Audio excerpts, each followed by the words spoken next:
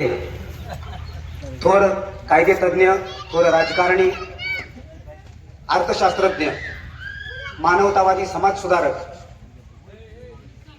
भारतीय राज्यघटनेचे शिल्पकार, भारतरत्न, विश्वरत्न डॉक्टर बाबासाहेब आंबेडकर यांच्या 135व्या जयंतीच्या निमित्तानं या ठिकाणी उपस्थित असलेल्या या गावच्या प्रथम नागरिक तथा लोकनियुक्त सरपंच सन्माननीय सौ उर्मिलाताई लक्ष्मणराव शिंगाडे पाटील, त्याचबरोबर उपसरपंच सन्माननीय सौ रेश्माताई श्रावणकुमार जाधव, विविध संस्थांचे पदाधिकारी, राजकीय क्षेत्रातील सामाजिक क्षेत्रातील सर्व मान्यवर आणि उपस्थित बंधू आणि भगिनींनो, डॉक्टर बाबासाहेब आंबेडकरांचा जन्म 14 एप्रिल 1891 ला झाला हे आपल्याला ज्ञात आहे. त्यांचे वडील रामजी बाबा हे सुभेदार रामजी बाबा हे इंग्रज सैन्याच्या पलटणीमध्ये सुभेदार पदावरती काम करत होते. परंतु ज्यावेळी सैन्य कपात करण्याची वेळ आली त्यावेळी त्यांची बटालियन बंद करण्यात आली आणि पर्यायाने त्यांचं काम बंद पडलं. परंतु गुणवत्तेच्या जोरावरती रामजी बाबांनी तिथे एक स्वतःचं अस्तित्व निर्माण केलं होतं. जसं 145 कोटी लोकसंख्येच्या देशामध्ये आपल्या नावाला काय ओळख आहे हा विचार आपण करतो. ती ओळख निर्माण करण्यासाठी जन्मल्यापासून शेवटपर्यंत धडपडत असतो आणि ती धडपड त्या रामजी बाबांनी केली होती. आणि त्या धडपडीतून रामजी बाबांचं जे इंग्रजीवरती प्रभुत्व होतं त्या इंग्रजीवरती असणाऱ्या प्रभुत्वाच्या माध्यमातून रामजी बाबांना त्या ठिकाणी सैनिकी शाळेमध्ये शिक्षक पदावरती त्यांनी नेमणूक दिली. पुढे तेच त्या शाळेचे मुख्याध्यापक झाले. मित्र हो, वडीलच शिक्षक असल्यामुळे शिक्षणाची आवड बाबासाहेबांना लहानपणापासूनच निर्माण झाली होती. बाबासाहेबांचं आणि आपल्या वडिलांचं नातं खूप संवेदनशील होतं. आपलं आणि आपल्या वडिलांचं नातं किती संवेदनशील आहे ह्याच्यानं त्यांना आपल्या मनाला विचारावं. परंतु त्यांचं नातं, महापुरुष असे घडत नाहीत, लक्षात ठेवा. महापुरुष घडवावे लागतात आणि ती घडवण्याची जबाबदारी खऱ्या अर्थाने कुणी घेतली होती सुरुवातीला तर रामजी बाबांनी घेतली होती. मी जबाबदारीने उल्लेख करतो रामजी बाबांनी घेतली होती. त्याला कारण आहे की डॉक्टर बाबासाहेब आंबेडकर ज्यावेळी 5.5 वर्षाचे होते त्यावेळी त्यांच्या मातोश्रींचं निर्वतन झालं आणि मातेविना वाढलेलं हे पोर त्याची जबाबदारी त्याचा आई आणि वडील होण्याचं काम खऱ्या अर्थाने रामजी बाबांनी केलं होतं. रामजी बाबांचा आणि त्यांचा संवाद खूप विलोभनीय असायचा. ते त्यांना सांगायचे की माझी 3 दैवत आहेत. पहिला गौतम बुद्ध, दुसरा महात्मा फुले आणि तिसरं कोण? संत कबीर. कारण संत कबीर म्हणून मी तुम्हाला प्रश्न विचारला, कारण संत कबीर ज्यांच्या पंथाचे उपासक रामजी बाबा होते. म्हणजे त्यांना संतांचा आणि महात्म्यांचा सहवास, महात्म्यांच्या विचाराचा वारसा खूप लहानपणापासून लाभला होता. आता या 4 मुलांनी तर भाषणं केली. भाषणाचे शब्द नसतात, ते माणूस घडवतात, लक्षात ठेवा. जसं तुम्हाला वाईट बोलल्यानंतर एखादा अपमान वाटतो आपल्याला, तो शब्दच असतो, तो काही शस्त्र नसतं. शब्द हे शस्त्र आहे म्हणून तर मोठ्या माणसांनी कुठेतरी लिहून ठेवले, म्हटलंय. म्हणजे हे माझी तीन गुरु आहेत, माझी 3 दैवत आहेत. त्यांची दैवत कोणती होती? रामजी बाबांची. ते म्हणायचे विद्या, विनय आणि शील ही माझी दैवत आहेत. आणि माझ्या जगण्याचं तत्वज्ञान आहे न्याय, स्वातंत्र्य आणि समता. बघा, म्हणजे गौतम बुद्ध, महात्मा फुले आणि संत कबीर, विद्या, विवेक आणि शील आणि न्याय, स्वातंत्र्य आणि समता याची ओळख बाबासाहेब ज्यावेळी लहान होते, बालवयामध्ये होते, त्यावेळी त्यांची ओळख झाली होती. आपल्याला या तत्वांची, या अध्यात्माची, या परमार्थाची, या संस्काराची ओळख कधी झाली हे आपणच आपल्या मनाला विचारून पाहूया. बालसंस्कार करत असताना आईची आणि वडिलांची भूमिका बजावणार रामजी बाबा काय म्हणायचे, तर शिक्षणाशिवाय पर्याय नाही. जर आपल्याला सामाजिक परिस्थिती बदलायची असेल, ज्या परिस्थितीमध्ये डॉक्टर बाबासाहेब आंबेडकरांचा जन्म झाला होता ती परिस्थिती आपल्या सगळ्यांना ज्ञात आहे, ती मी इथं पुन्हा सांगू इच्छित नाही. बऱ्याच वक्त्यांनी त्याचा उहापोह केलेला आहे. मित्रांनो, ज्या सामाजिक परिस्थितीमध्ये बाबासाहेबांचा जन्म झाला होता ती सामाजिक परिस्थिती अतिशय कल्पनेच्या पलीकडची होती. आज आपण ते शब्द ऐकले तरी आपल्याला अंगावरती काटा फुटतो. जगणं तर सोडून द्या, पण ते ऐकणं देखील आपल्याला किळसवाणं वाटतं. घृणा येते की इतक्या हालापेष्टीमध्ये या भारतभूमीमध्ये माणसं जगली आणि जन्माला आली. पण ती परिस्थिती बदलायची असेल तर काय करावं लागेल?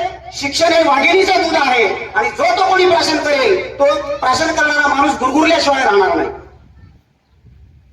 डॉक्टर बाबासाहेब आंबेडकरांची तालुक्याला परीक्षा होती. तालुक्याच्या परीक्षेला गेल्यानंतर त्यांना पोटा पाण्याची व्यवस्था करण्यासाठी रामजी बाबांनी असं ठरवलं की आपण काय करूया, सगळेच कुटुंब घेऊन जाऊया, कुठल्या तरी धर्मशाळेमध्ये राहूया, तिथं स्वयंपाक पाणी करूया आणि स्वयंपाक पाणी करत असताना पुन्हा काय करूया, परीक्षा झाल्यानंतर सगळे परत येऊया. परंतु सगळ्यांना तिथं नेणं उचित वाटलं नाही, म्हणून डॉक्टर बाबासाहेब आंबेडकरांनी काय केलं, वडील आणि ते दोघे जण काय झाले त्या परीक्षेच्या ठिकाणी गेले.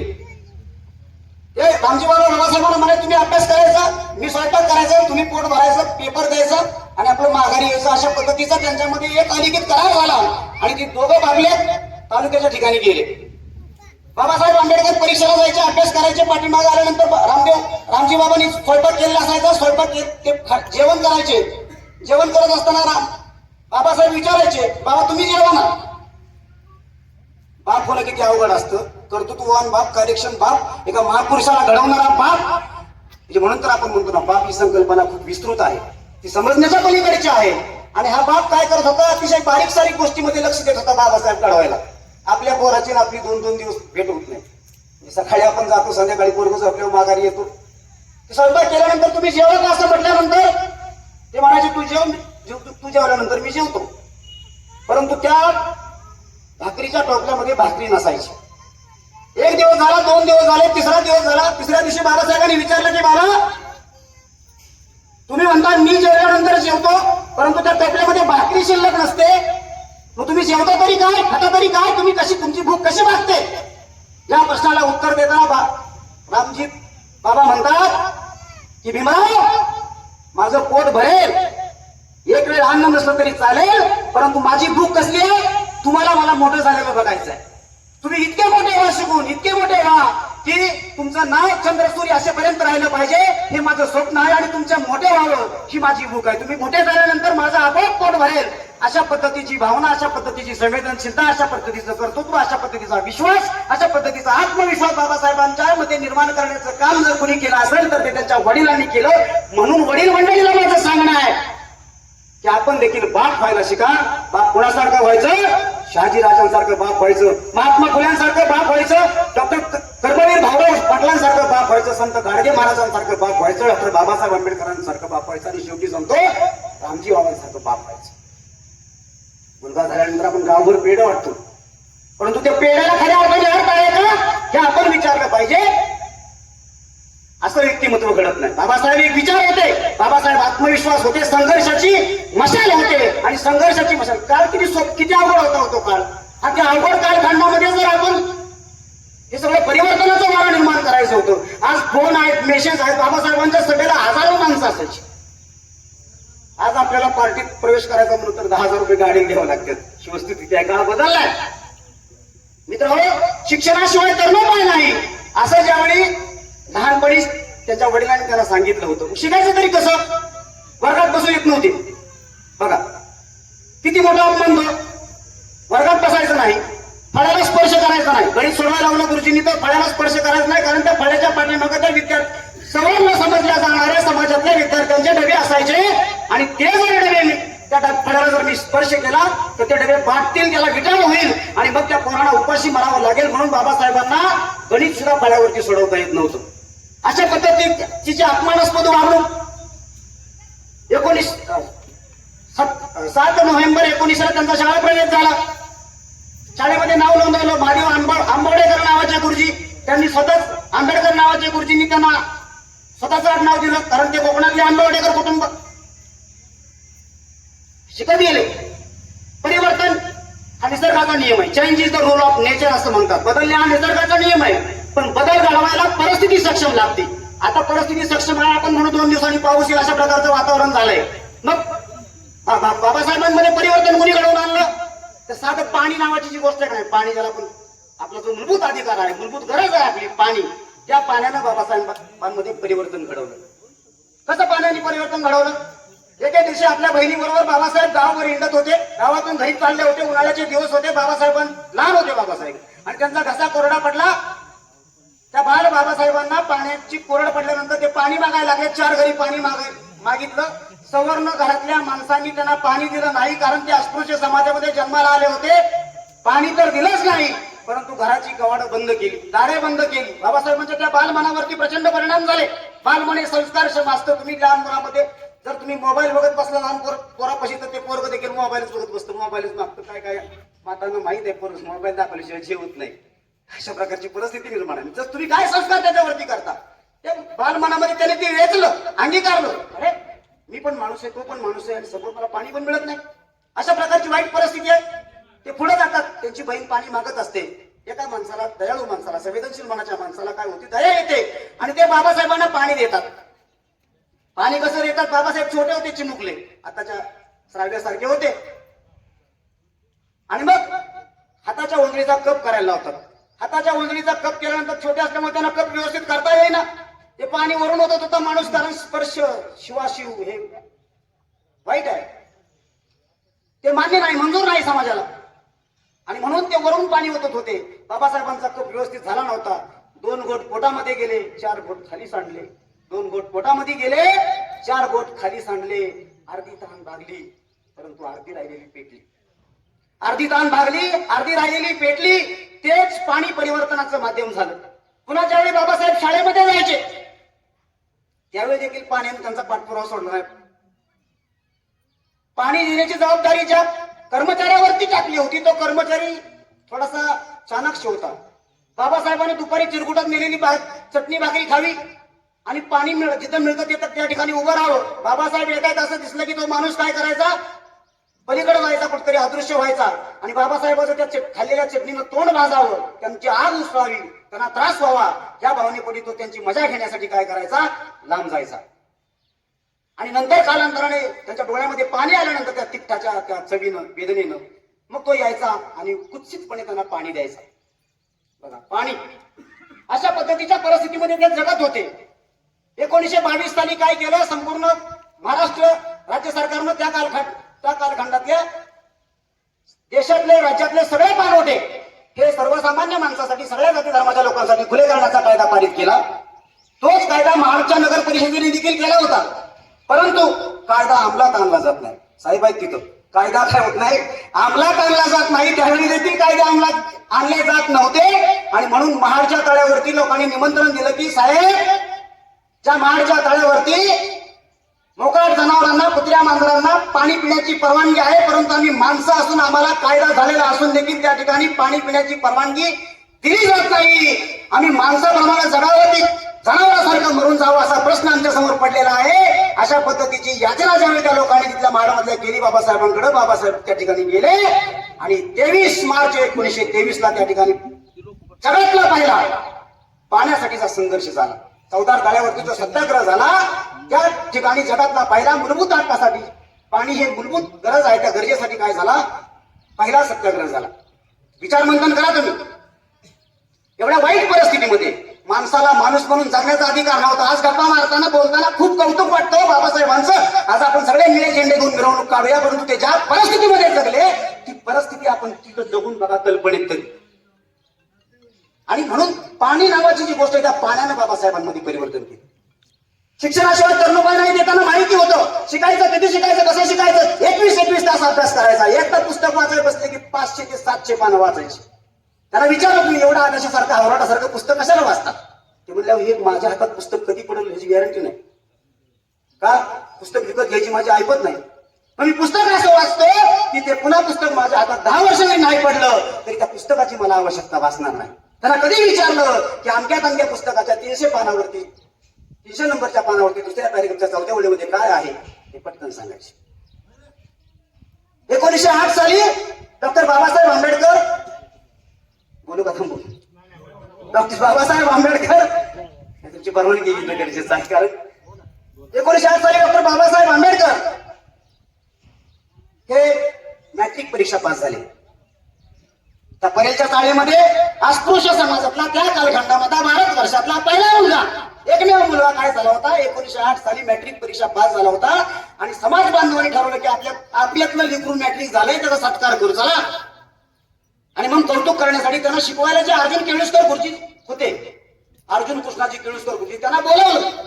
त्यांनी बाबासाहेबांचं कौतुक केलं आणि गौतम बुद्धांचं पुस्तक त्यांना बक्षीस दिलं. अभ्यासक्रमाव्यतिरिक्त पहिलं पुस्तक बाबासाहेबांच्या हातामध्ये कोणतं पडलं? गौतम बुद्धांचं पुस्तक पडलं. अहिंसा सत्य असते ब्रह्मचर्य असंत्र शरीराश्रम आस्वाद सर्वत्र भयवर्जनम सर्व धर्मीय समानत्व स्वदेशी स्पर्श भावना. बघा, जे पाहिजे होतं तेच मिळालं तत्वज्ञान. बुद्धांचं तत्वज्ञान त्यांच्या हातामध्ये पडलं. त्यांनी ते पुस्तक पाठ केलं आणि ते त्यांचं पहिलं पुस्तक होतं. आणि नंतर ते गौतम बुद्धांना महात्मा फुलेंना आपले गुरु मानायला. 1912 साली त्यांनी पदवी एलपेशा कॉलेजमधून पदवीचं शिक्षण त्यांनी पूर्ण केलं. पदवीचं शिक्षण पूर्ण केल्यानंतर पैसे कुठे पुढे जायला. त्या कालखंडामध्ये बडोदा नरेश सयाजीराव गायकवाड यांनी काय केलं, त्यांना शिष्यवृत्ती दिली आणि परदेशामध्ये शिकायला पाठवलं.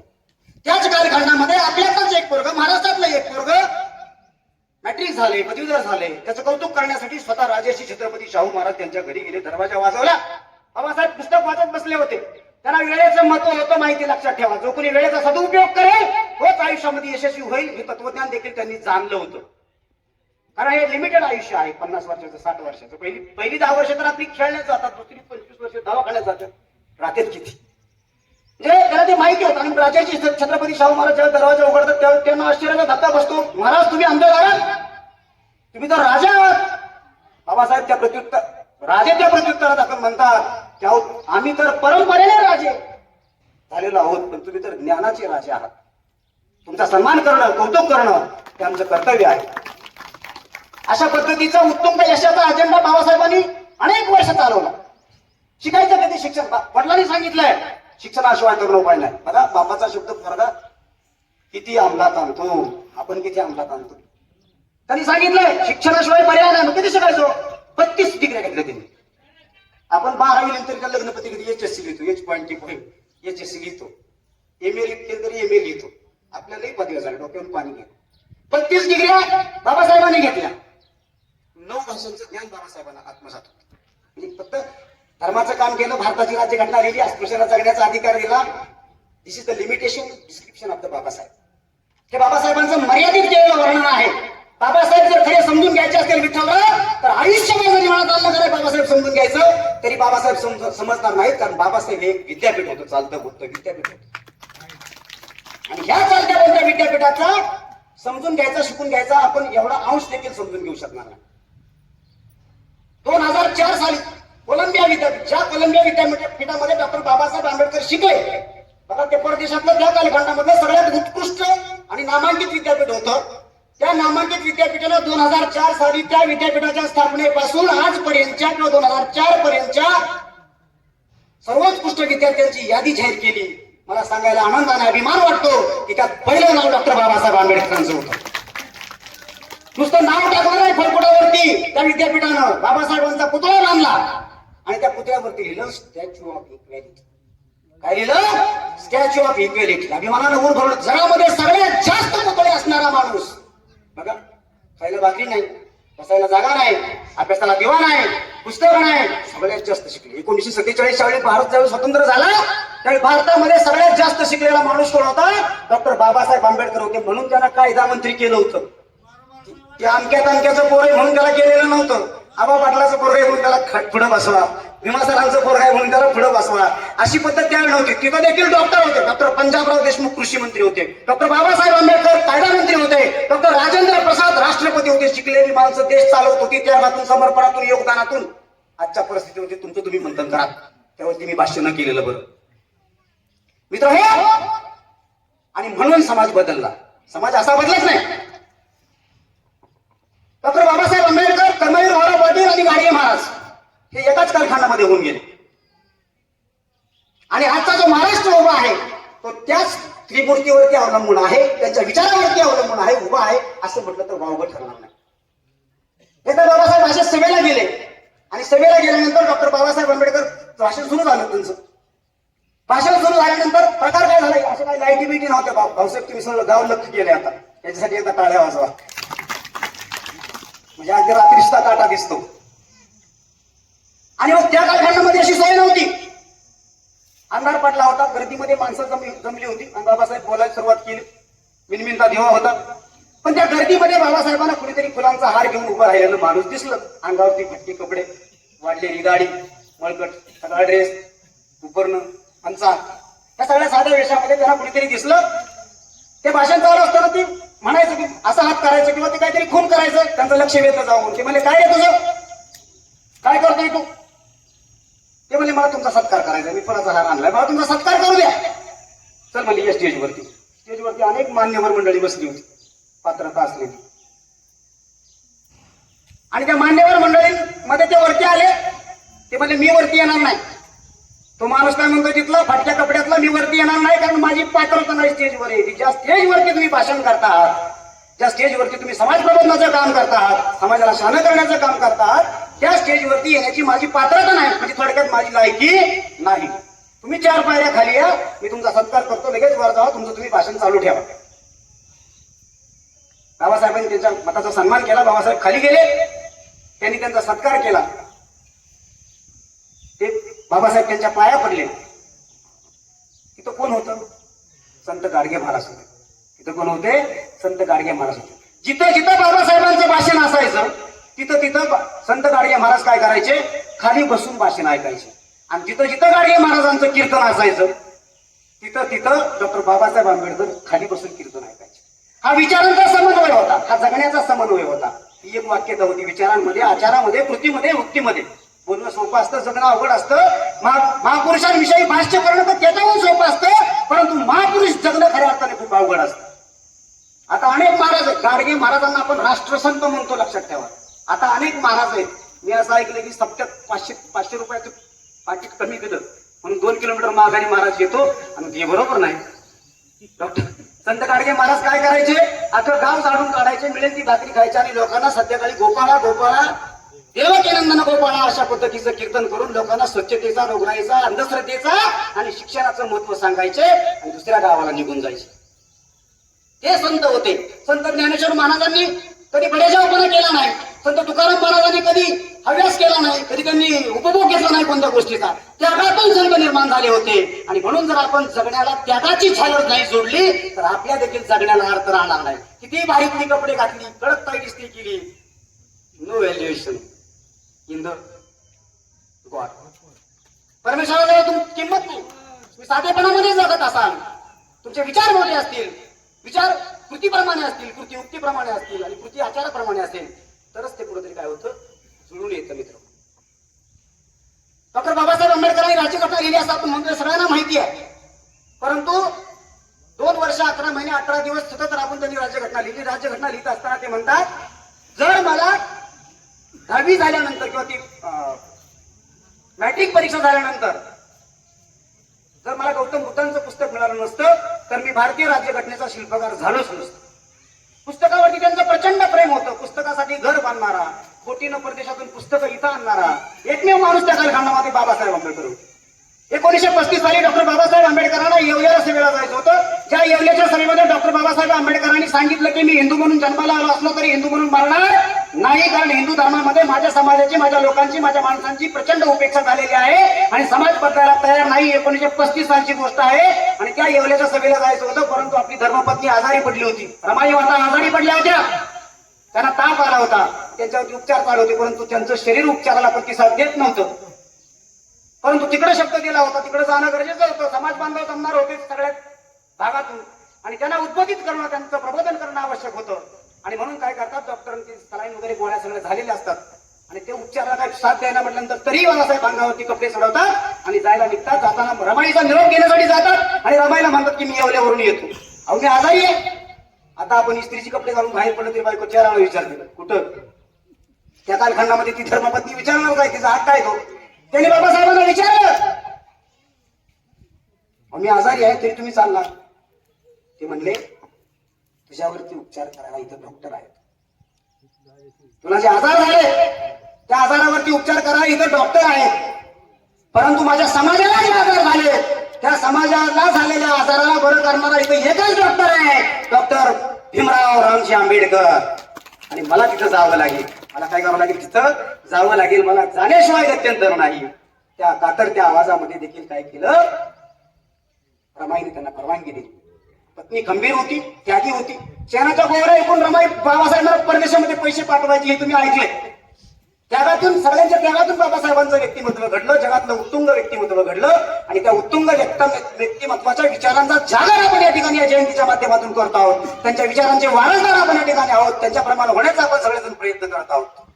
हे भारतरत्न नावाचा सर्वोच्च नागरिक किताब डॉक्टर बाबासाहेब आंबेडकरांना 1956 नंतर 35 वर्षांनी मिळाला. 1991 साली मिळाला. त्यासाठी आंदोलन मोर्चे काढावं लागले आणि मग मिळाला. म्हणजे किती जगले बाबासाहेब आंबेडकर? 14 एप्रिल 1891 ते 6 डिसेंबर 1956. हा 65 वर्षाचा कालखंड. त्यातली 10 वर्ष गोट्या खेळण्यात गेली. लहान असतो, समज नसते. 1946 नंतर डॉक्टर बाबासाहेब आंबेडकर कुठे होते? दिल्लीमध्ये व्यस्त होते. सगळा कार्यक्रम व्यस्त. देशाचं बघायचं होतं. राहिलेला जो 25 वर्षाचा कालखंड आहे, त्या 25 वर्षाच्या कालखंडामध्ये विश्वरत्न होणं कल्पनेच्या पलीकडचं आहे. आणि हे कल्पनेच्या पलीकडचं जगले म्हणून त्यांना मी तुमच्या सर्वांसमक्ष त्रिवार अभिवादन करतो आणि माझ्या वाणीला पूर्णविराम देतो. जय हिंद, जय महाराष्ट्र, जय भारत, जय भीम.